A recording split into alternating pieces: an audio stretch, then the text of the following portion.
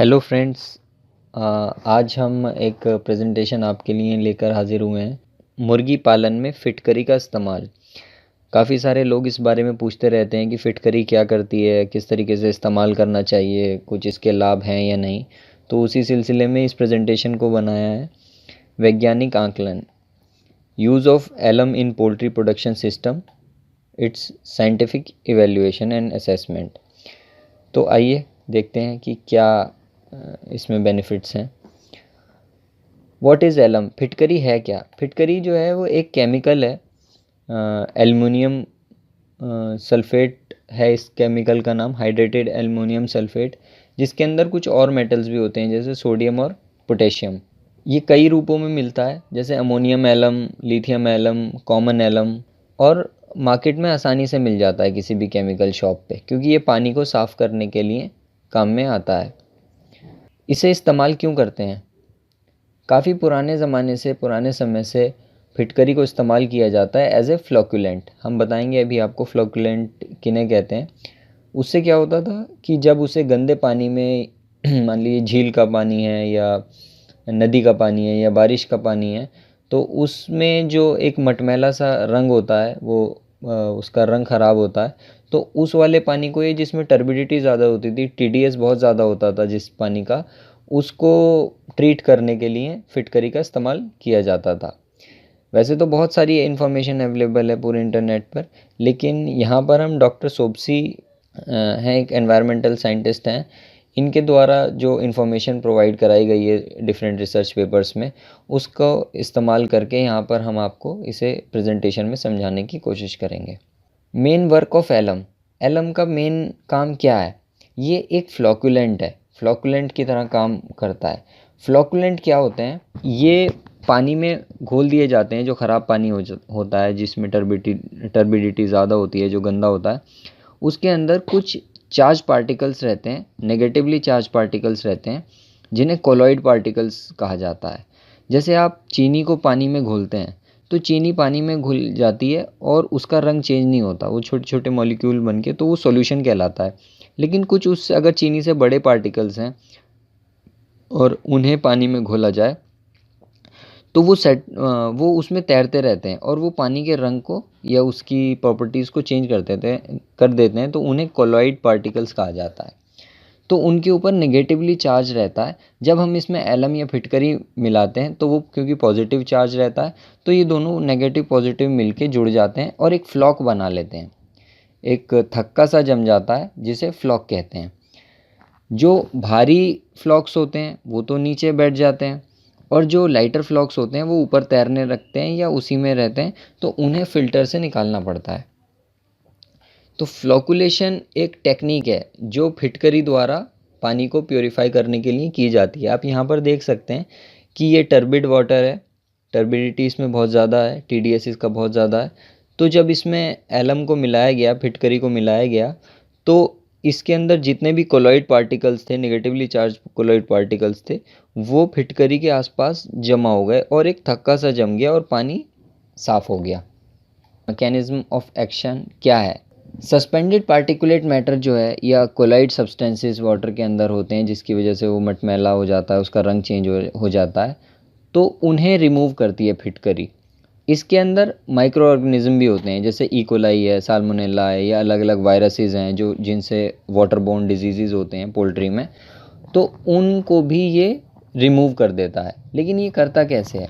जब हम फिटकरी को मिलाते हैं, तो उसके बाद एक रैपिड मिक्सिंग होती है, एक अंडर कंट्रोल पीएच, एक पीएच होती है प्रॉपर, उसके अंदर उसे एक तेज़ी से मिलाया जाता है। जब तेज़ी से मिलाते हैं तो एक इनसॉल्युबल एल्युमिनियम हाइड्रोक्सो कॉम्प्लेक्स बनता है। जो फिटकरी को मिलाया गया है उसका एक केमिकल ट्रांसफॉर्मेशन होता है, और उस केमिकल ट्रांसफॉर्मेशन के बाद क्या होता है कि जितना भी उसके अंदर पार्टिकुलेट मैटर है, जो घुला हुआ है, जो कोलॉइडल मटेरियल है, वो उसके ऊपर आकर चिपक जाता है, एड्जॉर्ब हो जाता है।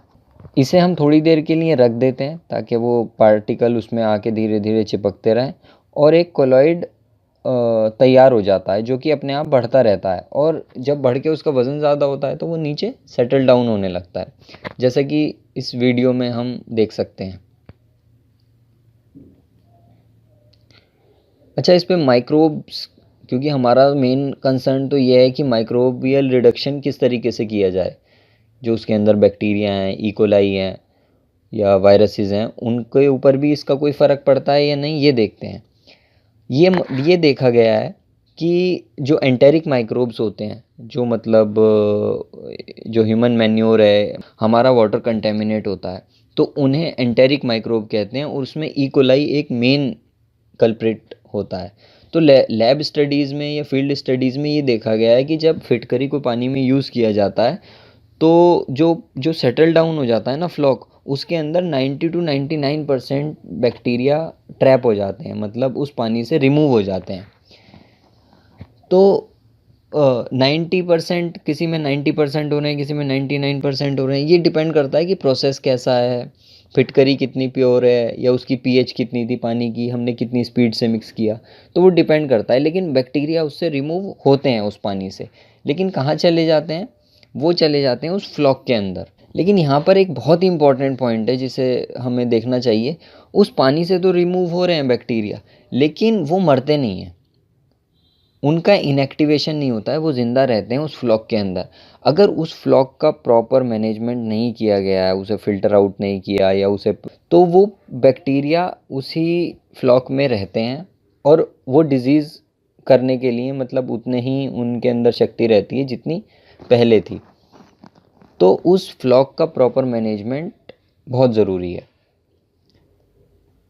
इसीलिए फ्लॉकुलेशन के बाद क्या करते हैं, जब हम फिटकरी घोल देते हैं तो उसके बाद एक प्रोसेस होता है जिसे फ़िल्ट्रेशन कहते हैं, जिसमें वो जो बड़े बड़े थक्के जम गए हैं, जो फ्लॉक्स बन गए हैं, उन्हें फ़िल्टर आउट करते हैं, उन्हें छान लेते हैं। तो इससे क्या होता है कि टर्बिडिटी कम हो जाती है, और माइक्रोब्स भी छन के बाहर चले जाते हैं। तो इसको छानने के लिए जो प्रोसीजर यूज़ होता है, जो इक्विपमेंट यूज़ होते हैं, उन्हें स्लो या फास्ट सैंड फिल्टर्स कहते हैं। स्लो सैंड फिल्टर्स काफ़ी इफ़ेक्टिव होते हैं, और इकोलाई को और अदर वायरसेस को 99% तक रिमूव करने की इनके अंदर पोटेंशियल रहता है। लेकिन इफ़ेक्टिवनेस जो डिपेंड करती है, वो इस बात पे डिपेंड करती है कि फ़िल्टर कितना अच्छा है। तो स्लो सैंड फ़िल्टर या मेम्ब्रेन फ़िल्टर्स भी आते हैं, जैसे आरओ वगैरह में यूज़ होते हैं, तो उन्हें इस्तेमाल किया जाता है फिटकरी से ट्रीट करने के बाद पानी को। अब इसकी फ़ीज़िबिलिटी क्या है पोल्ट्री फार्म्स में, इसे यूज़ करना चाहिए, कर सकते हैं या नहीं, मेन क्वेश्चन तो फार्मर का यही रहता है। तो अभी जो बताया वो थोड़ी सी साइंटिफिक डिटेल थी, ये समझाने के लिए कि इसे यूज़ करना चाहिए या नहीं करना चाहिए। ये बहुत ही टीडियस प्रोसेस है, ये काफ़ी मतलब थका देने वाला काम है, और पोल्ट्री फार्मिंग में बहुत ज़्यादा कोई इसका रोल है नहीं, क्योंकि पोल्ट्री फार्मिंग में सब कुछ बहुत तेज़ी से होता है। आप 3 या 4 बार दिन में टैंक भरते हैं, आपने छोटे छोटे टैंक लगाए हैं, टैंक भी आपने अंदर रखे हैं, क्योंकि धूप से पानी गर्म हो जाता है, बार बार उसे नहीं भरा जा सकता।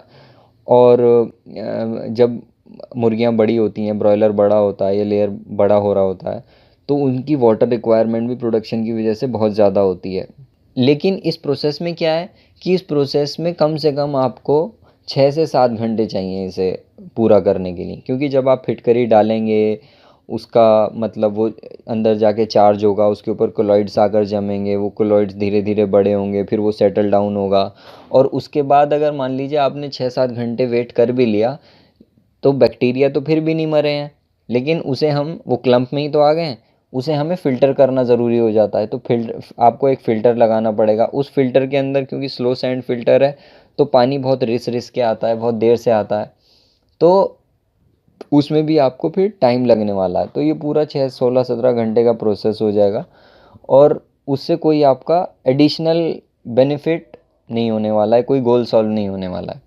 लेकिन अगर इसे देखा जाए, तो जहाँ पर टीडीएस पानी का बहुत ज़्यादा होता है, देखिए मुर्गियों में जो ब्रीडर कंपनीज़ हैं, वो ये बताती हैं कि 3000 तक भी टीडीएस अगर आपका पानी का है, और बहुत ज़्यादा उसमें माइक्रोबियल कंटेमिनेशन नहीं है, तो आपकी ब्रॉयलर की परफॉर्मेंस पे, आपकी मुर्गियों की परफॉर्मेंस पे बहुत ज़्यादा असर नहीं पड़ता है। तो इसलिए हमें क्या देखना पड़ता है कि टीडीएस अगर 3000 से ज़्यादा है, 5000 के करीब है, तब तो एलएम को इस्तेमाल करने का, उसको टीडीएस को कम करने के पॉसिबल हैं चांसेस। लेकिन नॉर्मली अगर आपका पानी ठीक ठाक आ रहा है, तो आपको कोई चिंता करने की ज़रूरत नहीं है, और फिटकरी इस्तेमाल करें या ना करें उससे बहुत ज़्यादा फ़र्क नहीं पड़ने वाला है।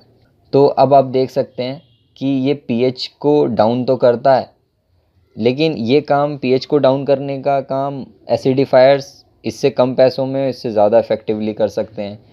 माइक्रोब्स को ऑक्सीडाइज़र जो होते हैं जैसे KMNO4 या लाल दवा जिसे कहते हैं, वो माइक्रोब्स को फिटकरी से ज़्यादा अच्छी तरह मार सकता है। या आप विरकॉन एस ले लें, जैसे पोटेशियम ट्रिपल सॉल्ट पोटेशियम है। और TDS अगर 3000 तक है वो एक्सेप्टेबल है ब्रॉयलर्स के लिए, और अगर इससे ज़्यादा है तो लेयर्स के लिए उससे भी ज़्यादा एक्सेप्टेबल है। तो ट्रिपल सॉल्ट पोटेशियम के ज़्यादा इफ़ेक्टिव हैं, जैसे विरकॉन एस में हैं या और इसी तरीके के प्रोडक्ट आते हैं। अच्छा, शेविंग में क्यों ये इस्तेमाल किया जाता है? ये शेविंग में इसे इस्तेमाल करने का मकसद सिर्फ इतना होता है कि एस्ट्रिंजेंट की तरह काम करता है, कि कहीं कोई कट वगैरह अगर लग गया है तो उसे सील कर देता है। जैसे आप लगाते हैं ना तो आपको काफ़ी एक तकलीफ सी होती है, एक चिड़चिड़ापन महसूस होता है, तो वो क्या है कि वो एस्ट्रिंजेंट प्रॉपर्टी है इसकी, तो उसे सील कर देता है वहाँ से। तो इस वजह से फिटकरी को वहाँ पर इस्तेमाल करते हैं। अच्छा, यहाँ पर एक और इम्पॉर्टेंट पॉइंट है कि इसके और यूज़ पोल्ट्री में ज़्यादा हैं। तो वो क्या है कि अगर हम लिटर को फिटकरी से ट्रीट करें, फिटकरी को लिटर के अंदर डालें, तो अमोनिया में बहुत ज़्यादा रिडक्शन आ जाता है। अमोनिया का जो प्रोडक्शन होता है वो बहुत ही कम हो जाता है। और ये कहा जाता है कि अमोनिया पोल्ट्री फार्म में अगर 10 ppm से कम है तो ब्रॉयलर की परफॉर्मेंस बहुत ज़्यादा बढ़ जाती है। तो अगर हम फिटकरी मिलाते हैं लीटर के अंदर तो अमोनिया कम होती है। उसके बाद पैथोजेंस जो उसके अंदर जो बीमारी फैलाने वाले कीटाणु जीवाणु हैं वो कम हो जाते हैं। बर्ड का परफॉर्मेंस इम्प्रूव होने लगता है, क्योंकि जब अमोनिया नहीं है, पैथोजन नहीं है, तो परफॉर्म अच्छा करेगी, वेट गेन अच्छा होगा, FCR अच्छा होगा। और प्रोपेन का यूज़, ये कंट्रोल एनवायरनमेंट में, कंट्रोल हाउसेज में प्रोपेन यूज़ की जाती है, तो उसमें उसका यूज़ कम हो जाता है। और क्योंकि नाइट्रोजन रिटेंशन लीटर के अंदर बढ़ रहा है, तो उसकी फर्टिलाइज़र वैल्यू बढ़ जाती है लीटर की। तो फॉरेज क्रॉप्स अच्छी होती हैं उस लीटर में जिसमें आपने फिटकरी इस्तेमाल की होती है। और फास्फोरस रन ऑफ, ये फास्फोरस को बाइंड कर लेता है। होता क्या है कि जब आप लीटर किसी उसके अंदर डालते हैं, खेत के अंदर या पानी के अंदर डाल देते हैं, तो फास्फोरस बह जाता है। और फास्फोरस पानी के अंदर जब जाता है तो एल्गल ब्लूम करके एक प्रोसेस होता है, उसे सपोर्ट करता है। एल्गल ब्लूम से तालाब में मान लीजिए अगर लीटर चला गया है पोल्ट्री का, फास्फोरस वहाँ पे चला गया, तो बहुत तेज़ी से काई और शैवाल वगैरह वहाँ ग्रो करते हैं और वो सारी ऑक्सीजन कंज्यूम कर जाते हैं। तो बाकी की जो उसके अंदर मछलियाँ हैं या और कीड़े मकोड़े हैं, जो जो वहाँ का इकोसिस्टम है, वो बहुत इससे प्रभावित होता है। और यह भी देखने को मिला है कि अगर एलम से या फिटकरी से ट्रीट करते हैं लीटर को, तो अमोनिया में भारी कमी देखने को मिलती है, और फास्फोरस भी इससे बाइंड हो जाता है, और ट्रेस मिनरल भी बाइंड होते हैं। तो पोल्ट्री की हेल्थ भी इम्प्रूव होती है और एनवायरनमेंट पे भी ज़्यादा फ़र्क नहीं पड़ता है। इसे इस्तेमाल किस तरीके से करें लीटर के अंदर? क्योंकि ये मॉइस्चर से रिएक्ट करता है और अमोनिया को बनने से रोकता है। तो जब आपका फ्लॉक आ जाए, न्यूज़पेपर को हटाते हैं जब चिक्स के नीचे से, तो उस टाइम आप धीरे धीरे करके न्यूज़पेपर हटाने के 3 या 4 दिन बाद फिटकरी को अपने लीटर में मिला सकते हैं। तो ये भी देखा गया है कि ई कोलाई और साल्मोनेला के इंसिडेंसेस जो हैं वो बीमारी फैलाने की वो बहुत कम हो जाते हैं। अप्लाई कैसे करना है इसे, कि जब आपका लीटर तैयार होने लगे न्यूज़पेपर हटाने के 3 या 4 दिन बाद, जब उसमें बीट जमा हो जाती है और केक्स बन जाते हैं, तो इसका पाउडर लेकर फिटकरी का उसे ब्रॉडकास्ट मेथड से, मतलब मुट्ठी में भर के सीधा बिखराने लगते हैं उसके ऊपर।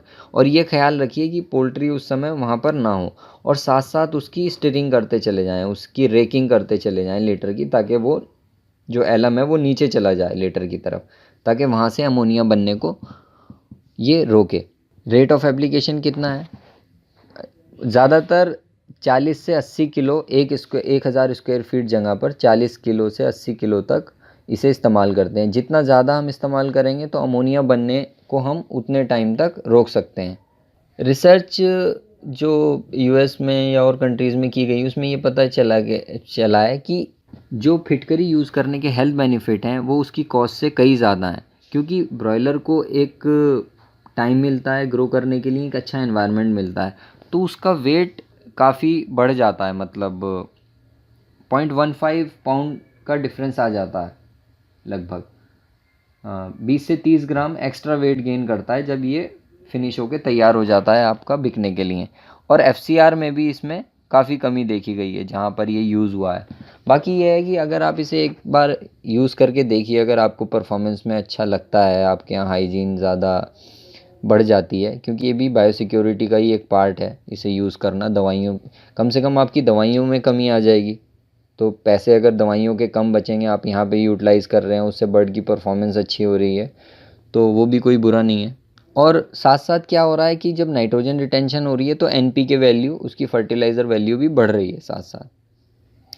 तो अब यहाँ पर ये कुछ पॉइंट हैं जिन्हें हमें याद रखना चाहिए कि अमोनिया को ड्रामेटिकली रिड्यूस करता है, काफ़ी मतलब बहुत ही रिड्यूस कर देता है। तो अगर आपके यहाँ अमोनिया की प्रॉब्लम बहुत ज़्यादा है, मान लीजिए कुछ वहाँ पर कुछ फार्म्स में वेंटिलेशन अच्छा होता है और अमोनिया की प्रॉब्लम बहुत नहीं है, तो वहाँ पर तो ठीक है, हम इसे इस्तेमाल नहीं करते। लेकिन कई जगहों पे ऐसा है कि आसपास घिच पिच में फार्म्स बने हुए हैं, प्रॉपर वेंटिलेशन नहीं हो पाता है, या ठंड ज़्यादा है, पर्दे हम डाल के रखते हैं, तो उन कंडीशंस में हम इसका फिटकरी का बखूबी इस्तेमाल कर सकते हैं और बहुत ही अच्छे रिजल्ट्स हमें लीटर में देखने को मिलेंगे। तो एक्सीलेंट कंट्रोल ऑफ अमोनिया, ठीक है, और फर्टिलाइज़र वैल्यू इसकी इम्प्रूव हो रही है। लेकिन एक बात का ध्यान रखें, जब भी आप इसे इस्तेमाल करें तो अपने हाथों में प्रोटेक्टिव ग्लव्स वगैरह पहनें, अपना चश्मा लगाएं, गॉगल्स वगैरह, डस्ट मास्क होना चाहिए जब आप इसका अप्लाई कर रहे हैं। और मुर्गियों को एक तरफ कर दें और उस जगह पर लीटर में इसे बिखराएं अपनी मुट्ठी से या हाथ से, जैसे भी। और फिर जब उसकी रेकिंग कर दें, वो ठीक से मिल जाए वहाँ लीटर में, तो फिर मुर्गियों को उधर ले आएँ और उस लीटर को दोबारा इस्तेमाल ना करें जिसमें एक बार ये जा चुका हो।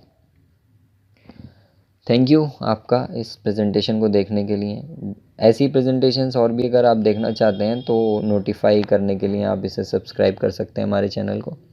Thank you.